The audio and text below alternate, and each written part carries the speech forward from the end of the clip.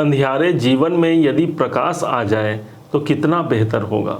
और यदि हमारे दुख समस्याएं बहुत हैं और कोई विकल्प निकल के आ जाए, कोई समाधान निकल के आ जाए तो कैसा होगा।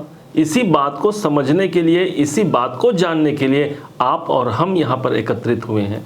ध्यान रखिएगा, ठीक 17 सितंबर सन 2023 से 17 अक्टूबर 2023 तक भगवान सूर्य नारायण जो आपके छठे भाव पर अभी गोचर वसाए हुए हैं, यही भगवान सूर्य नारायण आपके सप्तमाधिपति हैं, बनते हैं, अर्थात आपके व्यापार, आपके जीवन साथी और आपके कौटुंबिक जीवन के यही स्वामी बनते हैं। कैसे इसी समय पर ये आपके जीवन को लाभान्वित कर पाएंगे, इसी बात पर हम और आप मिलकर के चर्चा करने जा रहे हैं। समझने जा रहे हैं भगवान सूर्य को, वो भगवान सूर्य जो समस्त संसार को जो प्रकाशित करते हैं। समस्त नवग्रह, जितने नवग्रह हैं, उन सभी ग्रहों को यदि रश्मियाँ प्राप्त है, प्रकाश प्राप्त है, तो यही तो है भगवान सूर्य। और आपके राशि के स्वामी जो बनते हैं भगवान शनिदेव, उनके पिता हैं ये सूर्यदेव। कैसे अपने पुत्र की राशि पर ये अपना प्रभाव खराब देंगे। माना जाता है जब भी अष्टम भाव पर, और खासकर कुंभ राशि के लिए अष्टम भाव पर सूर्य होते हैं, कुछ अच्छा प्रतिफल प्राप्त नहीं होता। लेकिन हमारा ये मानना है कि भगवान सूर्य जब अष्टम भाव पर होंगे तब भी हमें अच्छा प्रदान करेंगे, अच्छा फल ही प्रदान करेंगे। अपने पिता के लिए शनि भले रोष रखते हों, क्रोध रखते हों, लेकिन एक पिता अपने पुत्र के लिए कैसे रोष रख सकता है, कैसे क्रोध रख सकता है, आप स्वतः विचार कीजिए। पुत्र कितना भी कुपुत्र हो जाए, पुत्रो जायत क्वचिदपि कुमाता न भवति। इस बात को समझते हुए आज सूर्य को समझेंगे कि ये कैसे आपके जीवन को इसी एक महीने के दौरान कुछ उन्नति के मार्ग पर आपको प्रशस्त करा सकते हैं, इस बात को जानते हैं। आपके सप्तमाधिपति का अष्टम में जाना। यूं तो अष्टम भाव हमारे जीवन में अंधकार का होता है, रुकावटों का होता है, साथ ही साथ यही अष्टम भाव हमारी बाधाओं का होता है। परंतु भगवान सूर्य क्या है, उजाले हैं। जिस भाव पर जाएंगे उस भाव को प्रकाशित करेंगे। अर्थात यदि रुकावटें बनी हुई हैं, कोई समस्या बनी हुई हैं, कोई बाधाएं बनी हुई हैं, कोई विपत्तियां बनी हुई हैं, इन सब स्थानों को भगवान सूर्य प्रकाशित कर देंगे। अंधेरे पर यदि सूर्य का प्रकाश आ जाए तो अंधेरा तिमिर बहुत लंबे समय तक कायम नहीं रह सकता। इस बात को भी आपको जानना पड़ेगा। लॉजिकल बातें यदि लगें तो इसे जरूर मानिएगा, क्योंकि सूर्य भगवान अष्टम में आकर कहीं ना कहीं आपके जीवन को बहुत अच्छा बनाने का प्रयास करेंगे। बात यहां समाप्त नहीं होती। सूर्य भगवान के पास एक दृष्टि है, जिस दृष्टि के द्वारा वो आपके जीवन को उन्नत बनाएंगे। अब कैसे बनाएंगे, इसको समझने का प्रयास करते हैं। भगवान सूर्य के पास जो दृष्टि है, इसके हिसाब से ये जहां विराजमान है उस भाव से ये सप्तम भाव को पूर्ण दृष्टि से अपना दृष्टि प्रदान करते हैं। इस हिसाब से यहाँ पर ये विराजित है आपके अष्टम भाव पर 1 2 3 4 5 6 7, मतलब इनकी सप्तम दृष्टि आपके द्वितीय भाव पर गई, आपके धन के भाव पर इनका प्रभाव बन गया। दृष्टि का मतलब ये होना कि भगवान सूर्य मरकरी लाइट के बराबर, आप ये मान लीजिए कि आप जो कक्ष में बैठे हैं वहां आपके रूम में एक मरकरी लाइट जल रहा है। कैसे वो स्थान अंधेरा हो सकता भाई, कोई CFL नहीं जल रहा है, कोई 0 वाट का बल्ब नहीं जल रहा है। एक मरकरी लाइट का फोकस जिस स्थान पर जाएगा उस स्थान को प्रकाशित करेंगे कि नहीं करेंगे, ये आप स्वतः विचार आपको करना है। इस हिसाब से जब सूर्य भगवान आपके धन भाव को देख रहे हैं, मतलब धन भाव की जागृति होगी। कहीं पैसा आपका फंस गया है, कहीं से पैसा रिकवरी नहीं हो रहा है, क्योंकि रिकवरी का भाव आपका अष्टम हो गया और धन भाव आपका तो पैसे हो गए, तो पैसे की रिकवरी के हिसाब से ये समय उपयुक्त होगा, ये समय अच्छा होगा। दूसरा, हाँ, इस समय पर आपको अधिक पैसों की देख रेख रखनी होगी। कैसे मेरे पैसे कहाँ जाते हैं, कहाँ आते हैं, इसका हिसाब आपको रखना होगा, नहीं तो आर्थिक हानि भी हो सकती है। परंतु सूर्य भगवान यहाँ पर आपको धन देने के लिए बाध्य बनते हैं, क्योंकि इस स्थान को वो देख रहे हैं। चूंकि यही भाव, दूसरा भाव ही हमारी वाणी का होता है। जब सूर्य भगवान यहाँ पर देखेंगे, मतलब वाणी भी यहाँ पर ओजपूर्ण हो जाएगी। सूर्य देवता स्वयं आत्मकारक ग्रह बने हुए हैं। अच्छा, सबसे बड़ी बात तो ये हो गई कि आत्मकारक ग्रह सूर्य भगवान है और अष्टम में बैठे हैं। इसका मतलब आपकी आत्मा कहाँ चली गई, कैसे मेरी विपत्तियों से मैं बाहर निकलूं, कैसे मैं अपने संकटों से बाहर निकलूं, कैसे मैं अपने बाधाओं से बाहर निकलूं, इस पर सबसे ज़्यादा आपका इस समय पर फोकस होने वाला है। द्वितीय भाव हमारे कौटुंबिक जीवन का होता है, इसलिए कुटुंब में भी यहाँ पर कोई न कोई प्रकाश का वातावरण आपको नजर आते दिखेगा, क्योंकि सूर्य भगवान की दृष्टि आपके द्वितीय भाव पर पड़ रही है। बात यहाँ सिर्फ समाप्त नहीं होती। अब सबसे इंपॉर्टेंट बात को समझिएगा, जब सूर्य भगवान अपना गोचर परिवर्तन करते हैं, उसी दरमियान वो 3 नक्षत्रों पर भी अपना प्रभाव डालते हैं। मतलब कि प्रत्येक ग्रह अपने नक्षत्रों के अधीन होकर के रिजल्ट देता है, ऐसा ज्योतिष शास्त्र की मान्यता है। उस हिसाब से देखा जाए तो 17 सितंबर से लेकर के 27 सितंबर तक का जो समय होगा, इस दरमियान यही सूर्य भगवान उत्तरा फाल्गुनी नक्षत्र पर होंगे, जो कि सूर्य का अपना स्वयं का नक्षत्र है। इस हिसाब से जो बातें अभी आपको बताई हैं वो और मजबूती से पुष्ट होंगी। ठीक है, अब हम लोग चलते हैं दूसरे पॉइंट पर, जो कि होगा 27 सितंबर से लेकर के 11 अक्टूबर का समय।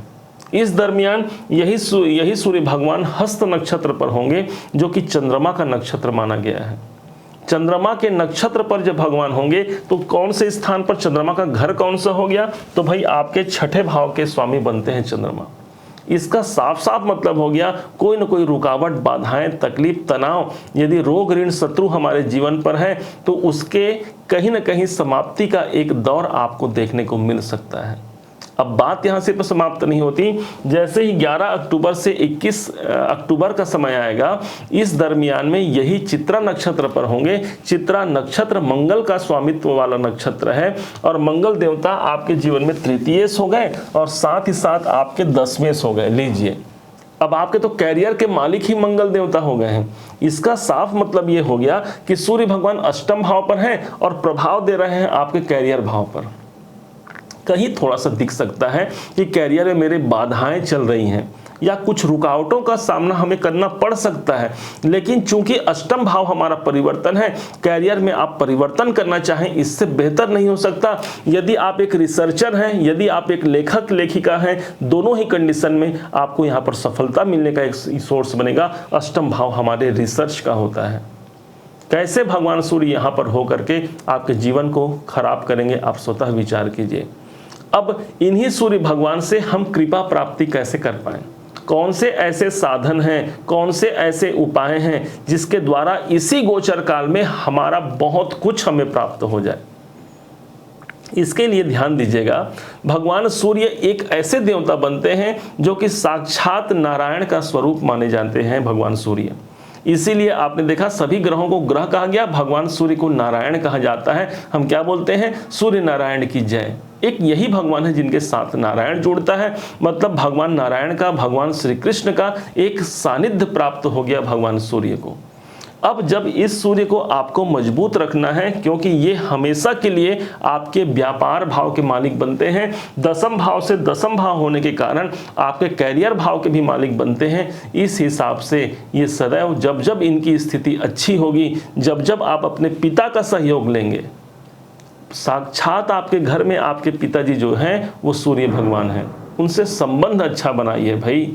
किसी कारण से यदि पिता से हमारी असंतोष स्थिति चल रही है तो ये समझिए कि सूर्य आपके कमजोर हो गए हैं। पिता से मजबूती प्राप्त करना है, पिता से जुड़ करके कार्य करना है।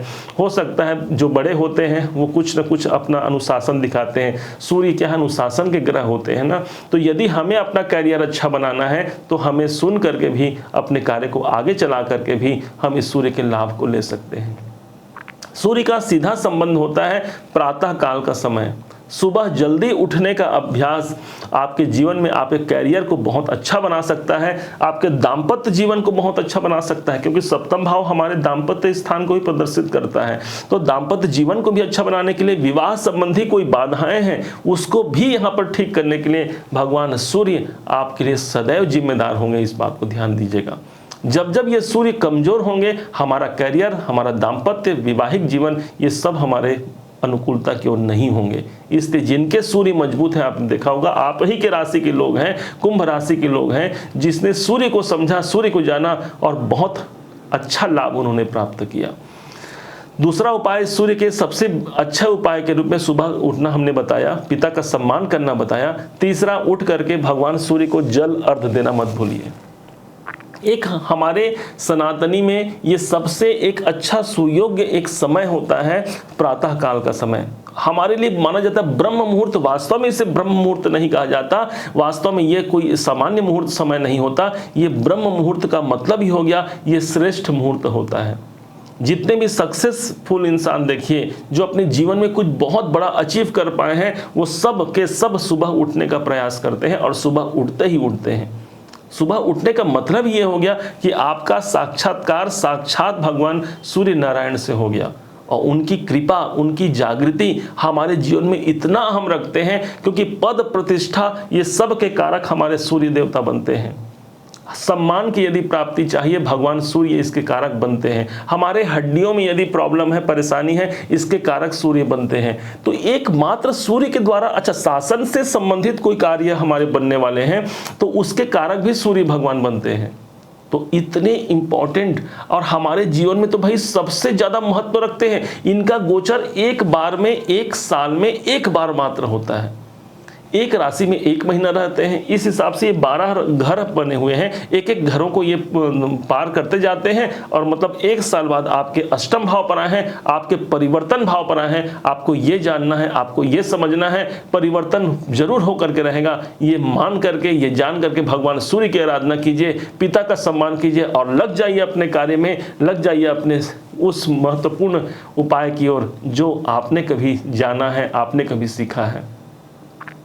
शनि आपके राशि के स्वामी जिनके पिता हैं ये, इसलिए साक्षात अपने पिता से जुड़ करके, या पिता जिनके नहीं हैं तो ये ऐसे कोई व्यक्ति जो पिता तुल्य हो या पिता के समान हो, इनका आदर करना, इनका सम्मान करना और इनका किसी भी रूप इनका आशीर्वाद लेना आपके लिए बेहद सफलता कारक हो सकता है। इस बात को सदैव याद रखिएगा, इस बात को सदैव समझिएगा।